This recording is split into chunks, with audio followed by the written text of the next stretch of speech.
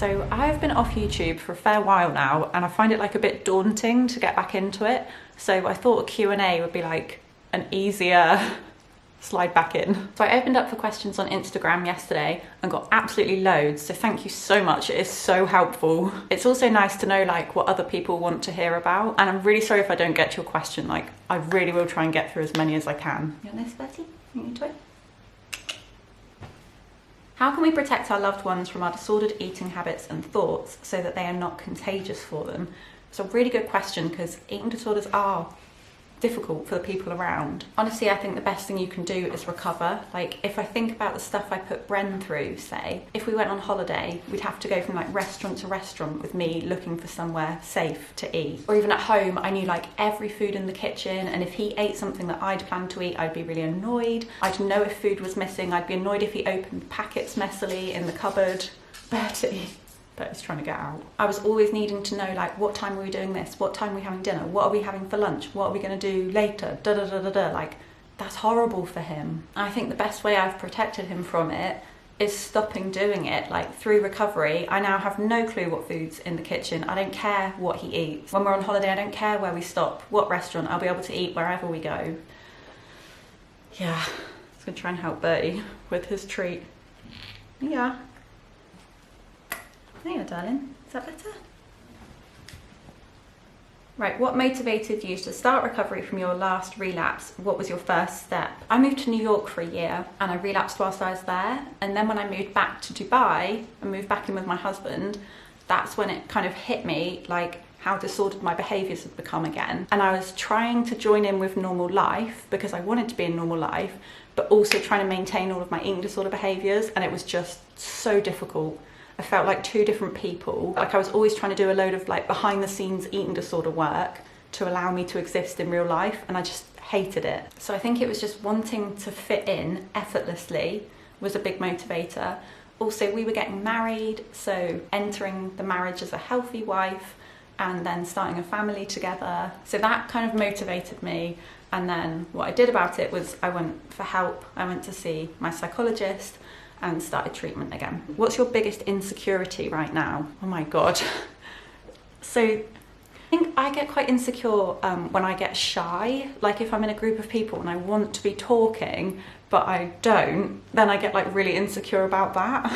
How did you deal with constipation, nausea, bloating, and digestive issues while in recovery? Like, I had help from like a doctor and a dietitian. So I knew I didn't have like allergies or intolerances or something, but I kind of saw it as my body was never going to adapt to all these foods unless it had these foods. So I kind of saw it as something I needed to push through. So like, when I had foods and it made me uncomfortable, I was like, right, if I don't have this food, my body's never going to learn to process it. Like, as if my body was learning a language. Like, my body's not just going to learn Japanese. Like, it needs to be around a Japanese speaker. And bloating, my bloating has gotten so much better. Like, I used to be in pain from bloating and like have to lie down, and it was like, felt like my stomach was going to explode. And that's gone now, but still I do bloat. So I think also knowing that some of these things are actually just normal. Wondering if you could talk a bit about the concept of sexual anorexia in eating disorders. I don't actually know what that is, I'm afraid. How often do you see your treatment team? So since Alfie died 18 months ago, I've been seeing my psychologist every week or every 2 weeks. And she still checks in on me around eating disorder stuff, like, have you had any eating disorder thoughts, that kind of thing. But really, our treatment's been focused on, like, I've had some trauma therapy with her. And yeah, you know, it's been focused more on Alfie and what we've been through. Was there a point you knew you were fully recovered? No, I don't think a point, really. I think it's very, very gradual. And some things are like, I notice they're improving even today. If I think of how many years I put my brain and my body through restriction, how ingrained that was in my head, it's not just going to be like, oh, 3 months and I'm done. When did I start seeing my psychologist? So we got married in 2018. I think I started seeing her in 2017. And what is it now, 2021? I should definitely have been able to do that. 4 years. And things are still improving for me. And it's like a progression as well, like new things are improving for me, like emotional development, like learning to cope with my emotions, which I didn't do for years when I had an eating disorder, because I was starved out of emotion, to be honest, and I just turned to restriction every time. And like learning who I am as a person and what my interests are and what I care about and who I care about, like who I want to be. I definitely feel like anorexia stunted a lot of my growth and development. I feel like I'm like catching up and learning some of those things now. 19 years of anorexia, no support to recover. Do you think it's possible to recover alone? I've definitely like heard stories of people recovering on their own, like Tabitha Farrar, who's got a YouTube channel and she had a podcast. She did it on her own. Personally, yeah, I would try and get help, but I would just be very mindful of whatever you use, like, is it helpful for you? What's helping you do it, like do the actions, not just like, oh, that was nice to watch, and then you go straight back to doing your old behaviours. Like, what's actually helping you implement change? How is it possible to follow a meal plan and not be influenced by the environment during recovery? Oh, that's such a good question. It can be so triggering if people are like, leaving food, or they don't fancy breakfast today, or they make comments like, oh, I haven't even eaten anything yet, and it's like 4 p.m, like what the shit is that? I think remembering different bodies, different paths. You have your own experiences, your own history, your own physical needs right now, and it's completely different to anybody around you. So it used to help me to think like, if my family sat around this dinner table had been through what I'd been through, they'd be feeling the same around food. Like the reason I need to eat like this, or that I feel crazy around food, or that I think about food all the time, is because I'm coming out of what I've been through. So like I just really can't compare my own needs or tastes or preferences for food to anybody else around me. What's something you wish you'd understood or did earlier in your recovery? That is such a good question. My memory card got full, so I'm having to move all the files onto my laptop. I'm also going to order a Starbucks. We went to this like baby loss event last night, and we both went in one car, but I actually went to get my nails done before it. So we left my car at the nail place, Bren picked me up, and then we drove. So I have to get a delivery. Iced pumpkin spice latte, I wonder if that's nice. I'm just going to get a mocha. Fancy something chocolatey. Yeah, that's a good point. You have to choose your milk on this app, which used to be so scary for me. Like if I was presented with options of lower calories, my eating disorder thoughts would be like, you have to have that one. And that's something I challenged in my recovery, and it was absolutely terrifying. And now I really don't care. Order total $6.50. $6.50 is like just over £1. Oh yeah, oh, we got a takeaway the other day and they forgot to deliver one of the chips. We ordered like fries, they didn't come, so they've given me a credit note. All right. Just gonna have some crisps whilst I'm waiting for my coffee. I'm a bit hungry.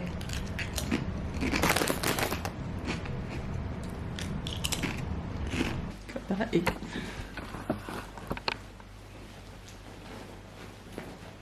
Good boy, you have a little sleep. So cute.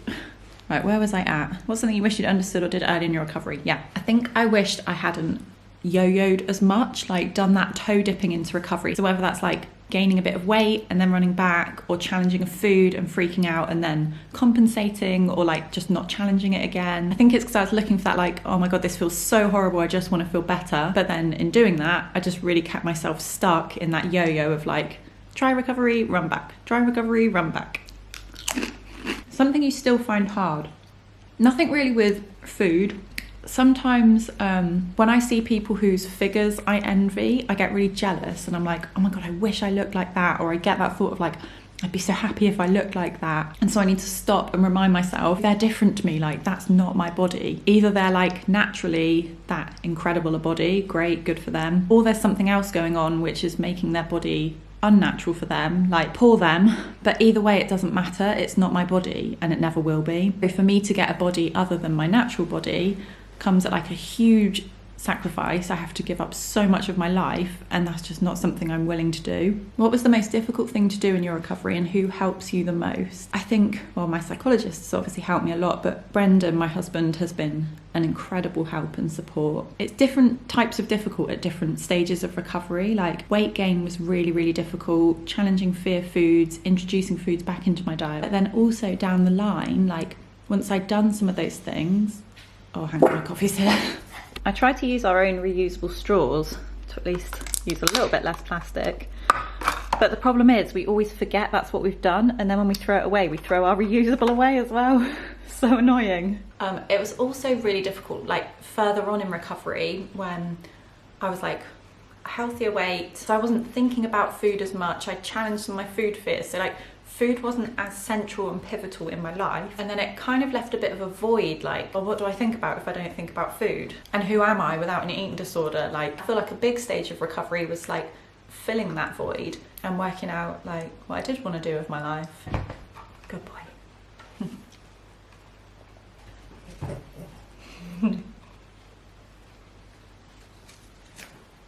Good boy.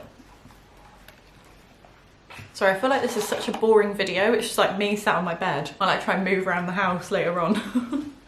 Shake it up a little bit. Weight doesn't seem to be a problem with you as you look quite slender. I am naturally a thin person. Genetically, like if I look at my mum and my sister, I've had people ask me like, well, would you have recovered if you'd have recovered into a bigger body? Yes, because the way I have handled body image is to take my focus off my body and onto life. Like, I wasn't recovering for a certain body type, I was recovering for a better life. I don't have the option to weight suppress and live a full life. I don't think anybody does, honestly. Betty, eat my crisps.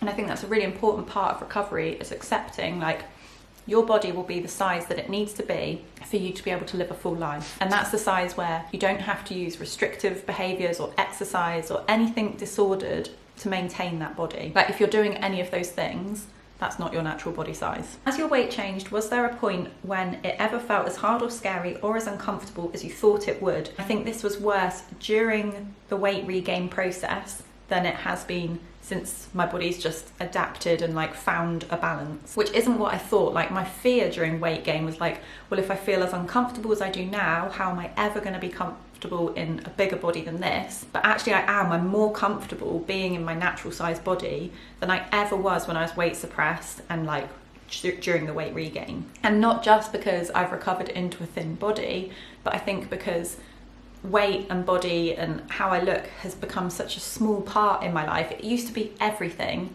and it's gotten smaller and smaller and smaller, and other areas of my life have grown and grown and grown. So it's just less important to me. That's where I think it's really important to focus on like life and life gains, as well as instead of, alongside, I don't know what the word is there, but changing body. How to hold down a corporate job whilst in anorexia recovery. Sick leave isn't an option.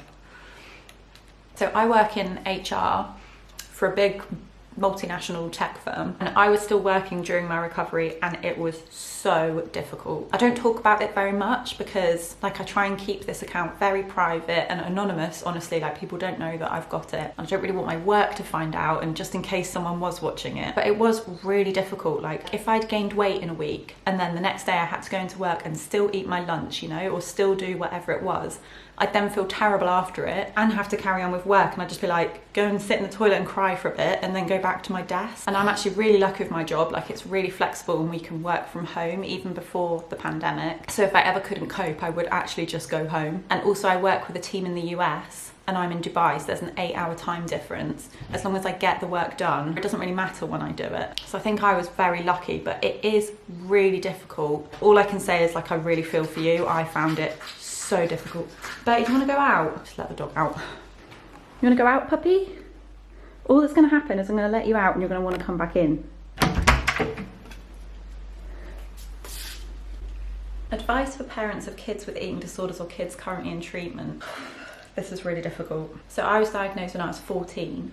So I lived at home for my teenage years, plus I was in treatment. So yeah, I feel like I've been through that with my parents. If I look back at what I put my parents through, oh my God, I feel like I'm going to cry.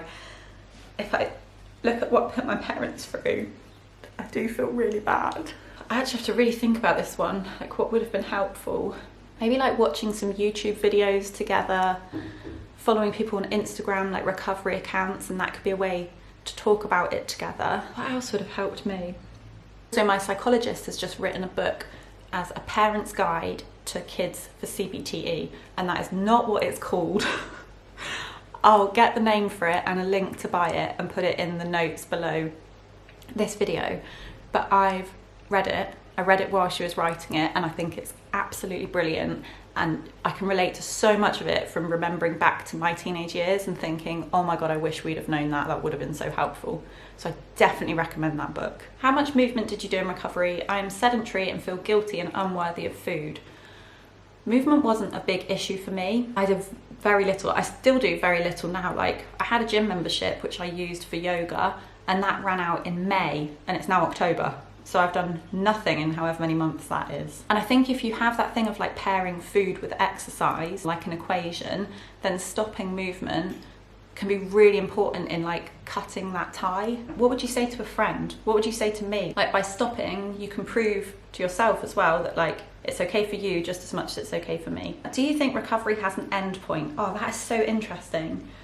I think it's something, not that you should be thinking about it every second of the day, but that you should always be mindful it's in your history. So like when I go through a difficult time now, like we have been in the last 18 months, I will be very mindful, like, don't relapse through this. I think because when I relapsed in New York, I had no intention to go back into an eating disorder, but it didn't matter. Like, it was almost as if like my weight passed a point and my restriction, it flipped an eating disorder switch in my brain, and then I was straight back into it. So in that sense, I think it's something you always need to protect yourself from. Like, recovery doesn't treat your genetics or your history. So many people, by the way, sent messages like this, like taking this opportunity to send you all the love. I didn't really expect those, so thank you. They're really, really sweet. Will you share baby Alfie's birth story? Not right now, but potentially at some point. It's something I've thought about, just, I don't know, like when I'll be ready to, but it's such a shame, like when your baby dies, no one really asks you about the birth. It's like, oh, your baby died, oh my God, I'm so sorry. And then they stop and I'm like, but I still had a baby, like I've still held my baby, I still love him. So I definitely feel like that's something that was robbed from us, so maybe at some point I'll share it. Whew. Tips for recovery in bulimia and anorexia together. I never had bulimia, so I can't really speak to it, other than I can see completely how coming out of anorexia and you're overcoming restriction and starvation, like all your body wants to do is eat. So no wonder people binge. Like, it's a fully natural and biological response to restriction. Even in the Minnesota starvation experiment, they starved like middle-aged healthy men, and then when they gave them access to food again, they binged on the food. No wonder. So I had moments in my recovery, I don't know if I'd call it a binge, like I actually tried not to call it a binge. I tried to see it from my body's point of view. But anyway, say like I'd have gone out for dinner and had like a meal and a dessert and then come home and still wanted chocolate. So I'd have eaten chocolate and then felt like I'd got carried away, eaten things from other cupboards, and then the next morning I'd have felt really, really guilty and been like, what is wrong with you? Now you need to miss breakfast to make up for that. And if I'd have done that, I could easily have fallen into a pattern of like binge, restrict, binge, restrict. Actually, I've said that the wrong way around. Restrict, binge, restrict, binge. And maybe that hasn't shown in my account as well. Like, I was in a very structured treatment program, so I did follow a meal plan of 3 meals and 3 snacks, but I didn't always perfectly stick to it. Other times that would have happened, like if we went to, say, a barbecue and there was lots of food out, or if we'd had a friend's birthday and there was a chocolate cake or something and I had a slice, I could then go back for more and more and more. Buffets, buffet eating. Anyway, other times, but yeah, I think the reason it didn't develop into that being a cycle is because after it happened, I would have my next meal or have my next snack, and it was freaking hard, but I think I could see where it was gonna lead if I didn't keep going with my meal plan, even after I'd broken it and overeaten compared to it. What's your new favourite food in recovery? Oh my God, I've got no idea. I seem to eat an awful lot of cheese at the moment, so maybe cheese. Right, I'm going to stop the video there because it's already 20 minutes, so yawn. There are still loads more questions. I actually didn't even get through them all. I think it's going to make about 4 videos. So for the next 3 weekends, I'll post 1 a weekend. And I'm sorry they're a bit boring. Like, I know it's a bit low budget, low production, like just me sat in one spot. And I mean, if you find them boring, I won't take any offense, just skip them. And then I'll try and post again in like the video with a topic kind of thing after that. Well, that was the old format that I used. Like, if people want something else, I could think about something else, but yeah, at least this has helped me get back into videos. So lots of love to everyone.